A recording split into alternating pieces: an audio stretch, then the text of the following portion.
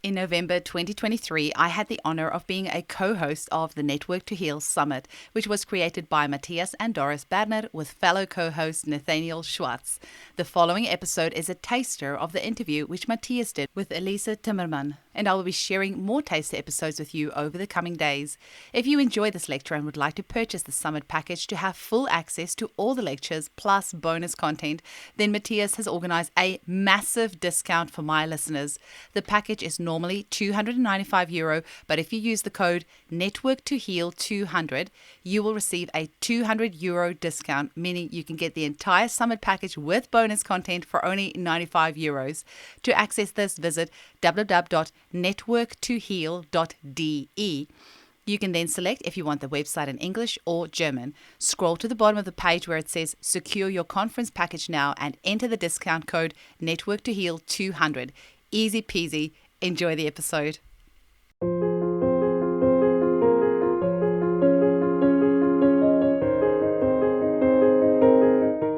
Yeah, hello and very welcome everybody to this interview with Alize Timmerman. I'm so happy, Alize, that we are here together again and can discuss trauma because, in the courses which you did in the academy, it popped up so much, so many traumatic situations popped up. You see, you put already on the presentation on. We are so much traumatized, but let's maybe start. And I would ask you, what is a trauma in your understanding?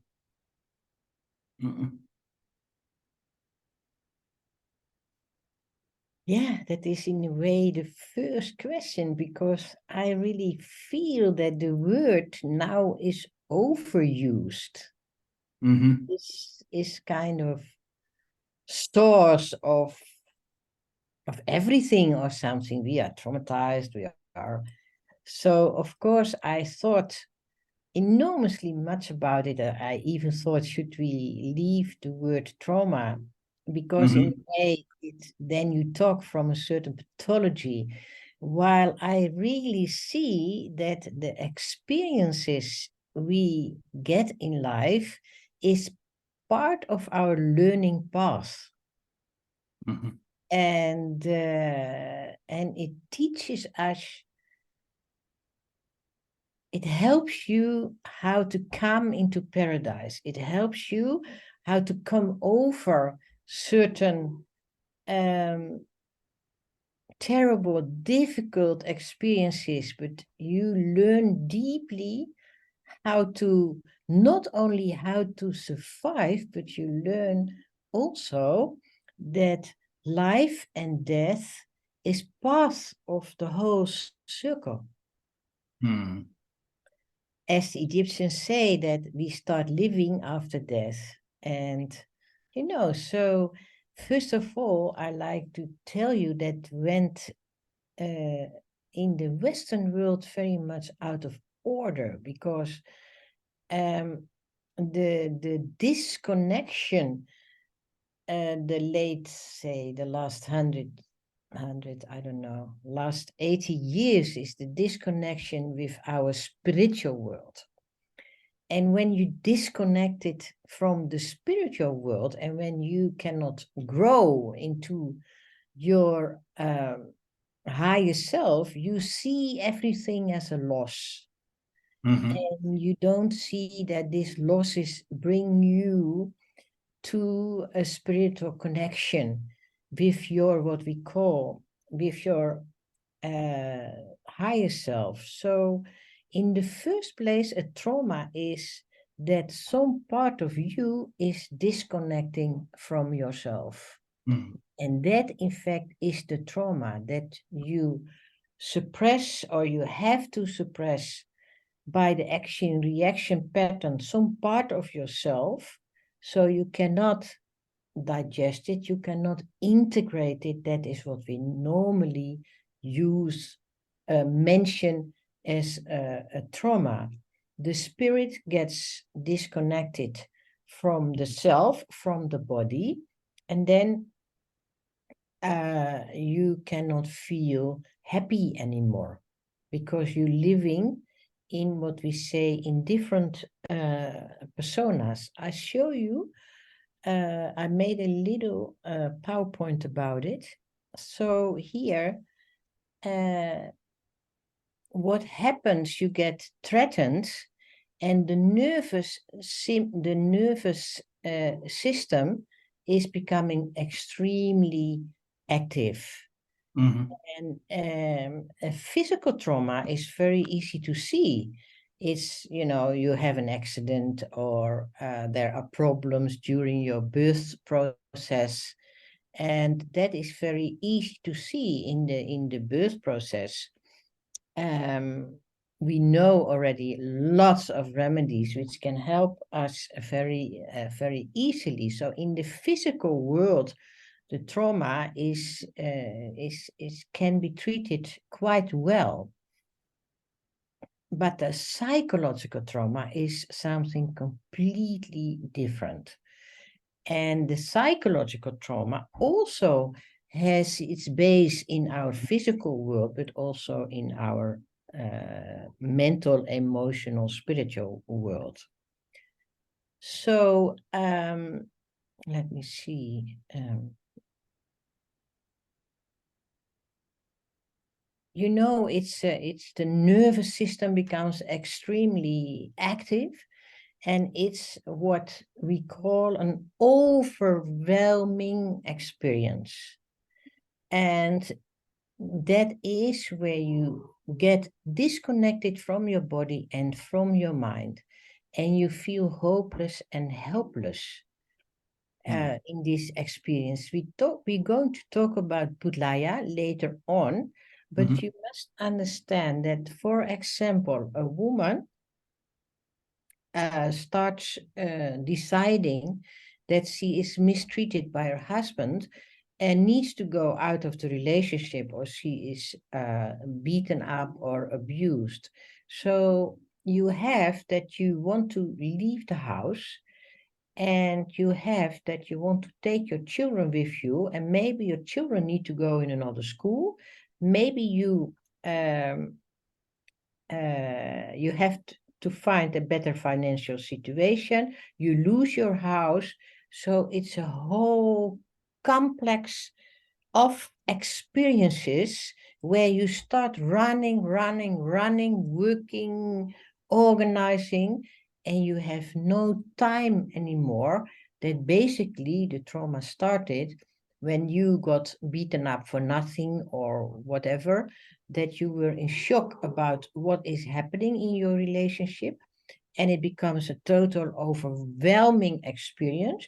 You have no time to digest or integrate what has happened in the relationship, and it becomes so overwhelming, and you become so exhausted and so nervous, and you have to continue. You have to bring your children in a safe place. You have to, and that is where you immediately can think of Budlaya. That's not like Annika. You walk into a car, you fall down, you have a swelling or something, and you go to the hospital. That's a completely different trauma. So you go into the feeling of being hopeless and helpless. So you kind of jump over all kind of action and reaction elements in your body, and you try kind of sleep or something or whatever, but you feel deeply hopeless, and you run, you do things, and you end up in what we call the miasma. Meaning your, how you say this in German, you exclude from yourself all the action and reactions. You kind of become some kind of numb, and you just start running. And what is the difference between, sometimes, you know, we have experienced the trauma sometime, but in real life, we even don't recognize it. Exactly. This is, yeah. And then we suddenly feel that we are in in a harass with some people, and we have a conflict, and we are not, and we think this is how we are, but we are actually not at home. We are actually not in a coherence. So this is exactly, yeah, this is exactly what I mean. No? Continue a little bit, just to make that clear. So if we think a bit from the child, it's for example, you have been drowning and there is suffocation. These are all very clear traumas. Or you have been exposed to extreme temperatures or natural disasters like storms or whatever. And then you have sudden loud noises from the media, which brings you in an aconite state. And an aconite state is very easy to see, meaning you are oversensitive to noise. You think you're gonna die, and you get this whole adrenaline goes up, and it's very clear, and you give aconite. And the other one, family problems like violence and sexual issues, that's a whole different area. A whole different area where you in fact talk about. And this is what we can say, some kind of unconscious trauma, something which lies in your unconscious and you have tried to survive. The beauty about good, well-prescribed, deep-acting trauma remedies like Butlaya, it brings it to the surface, what really has happened. And when the mind, when the body starts understanding, when it gets inside what really has happened, it already solves a lot. Yeah. And so let us just continue a bit about this. The body gives impulses to move, but the body disobey and doesn't move. And trauma symptoms are developing. You are in a situation where your body is not moving anymore, when you're not active anymore, when you can't defend yourself, you can't run away, for example, and anxiety and irritability is coming, is starting to come up. The adrenaline is, and the adrenaline and all this substance, they go inward instead of outward. And it all starts to play a role inside of you, and you don't know where it's coming from. It's disconnected from what we say, the story. Yeah? And then you develop numbness. You develop numbness, and you do your things in a numb way. And that means as soon as you do your things in a numb way, there is no joy anymore. There is no love anymore. There's no heart action anymore. And you want help, but you don't know what kind of help you are needing because you are not connected to it. Yeah. And the body forgets the story. The body forgets the story. Okay. And there are many people around you who want you to forget the story. You're right. This is also something which brings me to, as you say, that there are people who want you to forget the story. The body forgets the story, of course, because the body wants to survive, and maybe for the mind it's too much to keep it all the time. And maybe we can also later talk about the relation of the persecutor and the victim, because I feel the persecutor is a victim as well, and that's why he's persecuting. But maybe we can talk about that later, because I feel it's a very important topic to talk about, and also to heal that and to understand that, so that we can get out of this cycle. Yeah, I go use to show psychological how this comes, why this happens. We first finish this a bit, and then we do another one, and then it becomes very clear. Only you need to know when we have started to be numb and when we start to forget, because the whole brain starts to want to forget. As soon you get this idea that you start understanding things, meaning starting to have compassion for your own self. And with this compassion, you start to talk about things with compassion, and the story can come. Yeah. But only when we bring in, and I want to stress this very much, when we bring in the compassion for the self, and then later for maybe the persecutor, how you call it, persecutor. But then, you know, when we start having compassion, is not coming automatically. It comes with insight. Don't forget it. It needs the insight. So we cannot just have compassion or understanding. This would be the Stockholm syndrome then. So we should first have really feel the, connect to the feeling again, right? With compassion. With compassion. And that's the task. That's the task.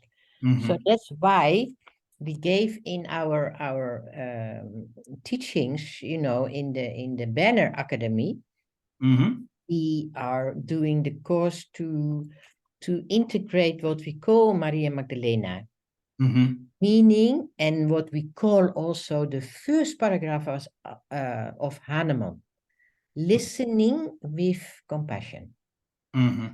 Yeah, but also listening to these voices inside of you. Because then these terrible dreams can come to the surface. Yeah. So there is one part in us, like, who is giving an atmosphere of love to the voices which are inside, right? Is it like that? So you have, you are like a mother to yourself, or, you know, like, or you're a higher spirit to yourself. So you let yourself, the parts which are heard and in the story, you let them, you open them up, let them open up with this self-compassion. Is it like that, what you mean? Yeah, and paragraph 1 from the organon is the paragraph that it's very beautiful, that Hahnemann starts with that, to listen, just to witness, to listen, to be there. And another, you know, example who did that and teaches that is Maria Magdalena. But you need first to kind of learn not to judge yourself. Yeah? Not to blame yourself, not to judge yourself, because then the deep trauma cannot come to the surface. You keep it in the separate part of yourself. You think that is wrong, just close the door there. My father did that and that for me, so we close the door. And then it starts to have a life on itself, because it's a negative prison where you have put that part in the prison. And then the compassion helps you to relate to it again, to relate to it. And then with the relationship, with the relating, the compassion comes. And it means that everything what stops you reliving the trauma is anger and irritability and judgment, you see? And so these are things you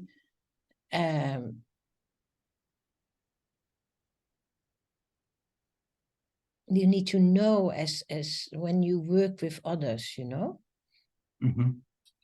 You need to work on that in a daily, because there is enormous much shame about, for example, sexual traumas. There is enormous much shame.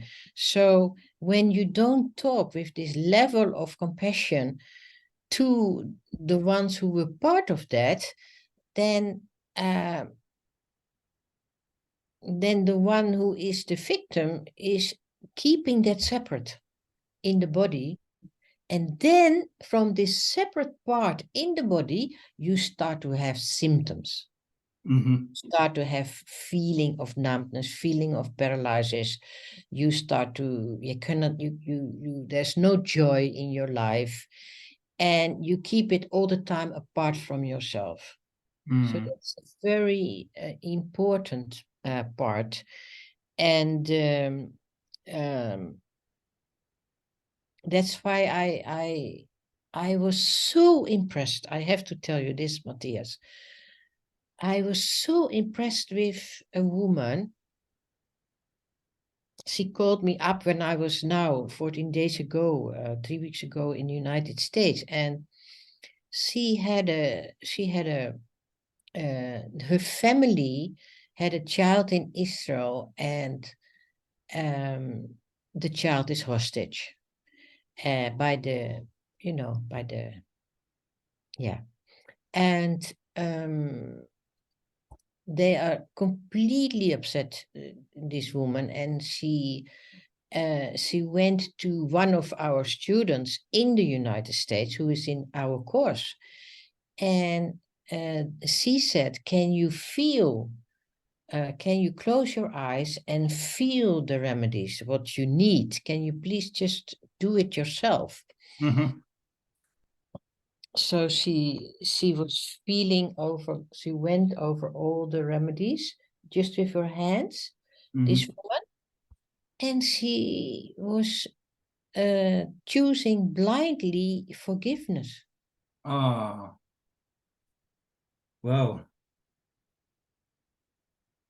So our student calls me up, and she tells this story. She says, Alice, this is what happened yesterday. And she took 2 remedies, Maria Magdalena, trust and forgiveness. But the first one was forgiveness.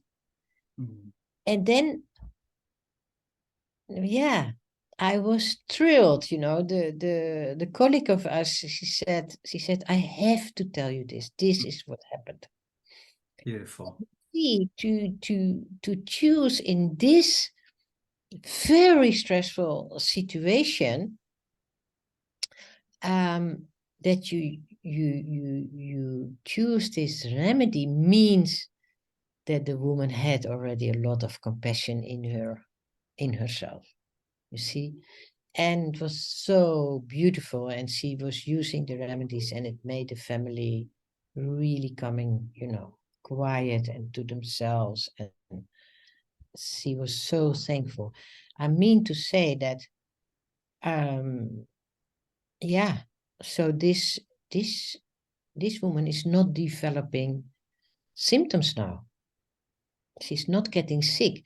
So what I discovered in 1992 already, where I was treating a lot of chronic disease, paralysis. I became known because I treated multiple sclerosis, so I got lots of multiple sclerosis patients, and they all have paralysis and numbness. And I discovered by the use of the homeopathic remedies that there was a trauma behind nearly each chronic disease.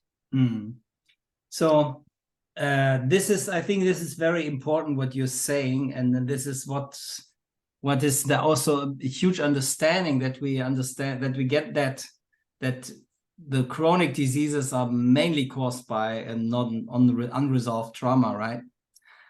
And which are the most, do you work individually? So, or do you have certain remedies which pop up more often when you do this work and work with people? I want to tell you that all causticum remedies, magnesium causticum, natrium causticum, calcium causticum, and causticum have been, you know, amazing, have been giving light to so many people. Yeah.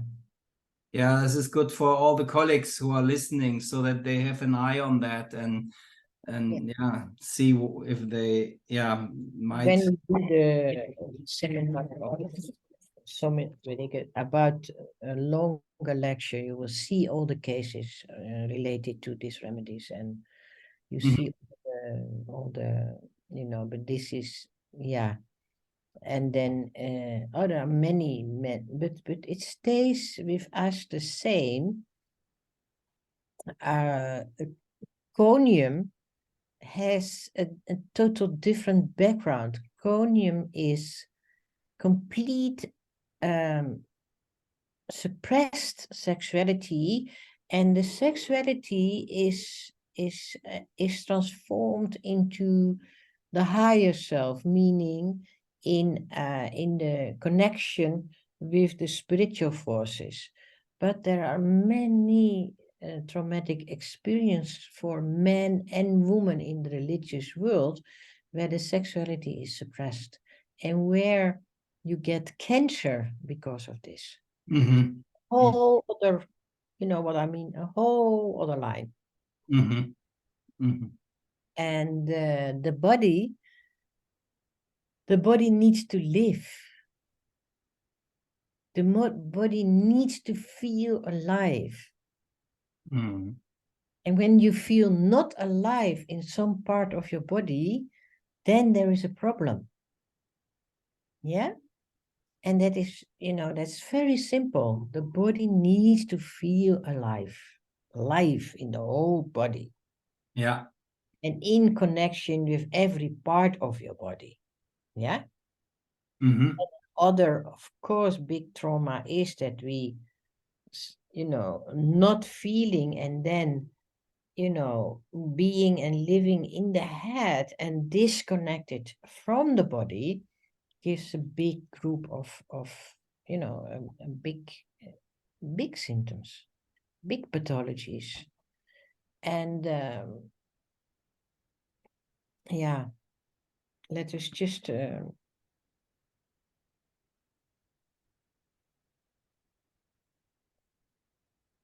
I want to say that we were in the Second World, we grew up after the Second World War, where the concentration camps were and where our country was taken. And the village I live now, it's partly completely destroyed in 44. All the houses and at the coast, because they made a big wall at the coast, and all the ancient old houses are taken down. So we see nearly every day still what has happened. So I want to tell you, it takes 80 years to come out of deep traumas.